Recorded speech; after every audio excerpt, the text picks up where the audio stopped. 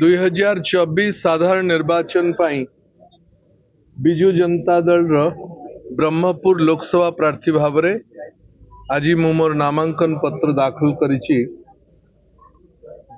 छत्रपुर ठारे chief development officer executive officer Zilla Parishad सामना रे 4 सेट नॉमिनेशन पेपर मु दाखल करिछि।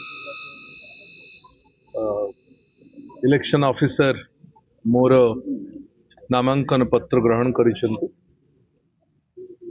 आज मोर सहित ब्रह्मपुर विधानसभा प्रार्थी श्रीयुक्त डॉक्टर रमेश चंद्र चाव पट्टनायक एवं छत्रपुर विधानसभा प्रार्थी श्री सुभाष बेहेरा मध्य छत्रपुर ठारे सब कलेक्टर सामना रे तांकर प्रार्थी पत्र दाखल करिसंतु।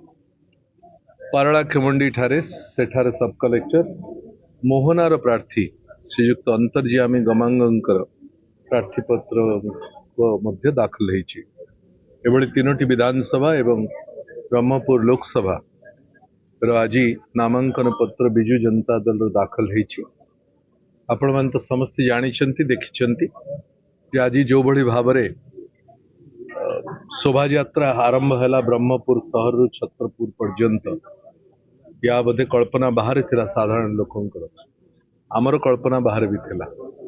जो भली भाबरे साधारण कर्मी नेता जनता बिजु जनता दल रो शोभा यात्रा रे शामिल हेले, जो भली भाबरे आमर सहित तांकर समर्थन जणैले इथुर स्पष्ट बारी होउची जे एकपाखिया निर्वाचन हवा को जाउची।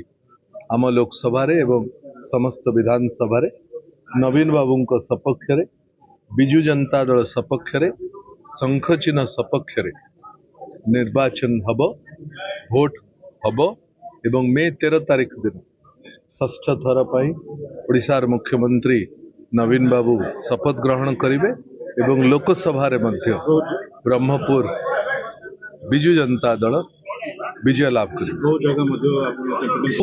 बहुत भल लोकों भितरे जो श्रद्धा लोकों भितरे पंचायत रे छक मानकरे ब्लॉक हेडक्वार्टर रे सहरांचल रे विभिन्न वार्ड रे जो भली भाव रे आम प्रति तांकर श्रद्धा अछि, जो भली भाव रे से आमको ग्रहण करूछु इथरु स्पष्ट बारी होची जे समर्थन नवीन बाबू को सपक्ष रे अछि। बिजु जनता दल सपक्ष लोक जार लेखा छिड़ेवा कथा लोक छिड़े।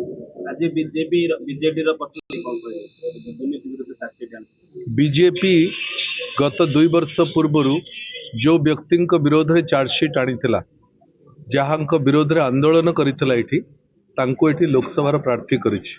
तेणु से चार्जसीट किसी मूल्य ना।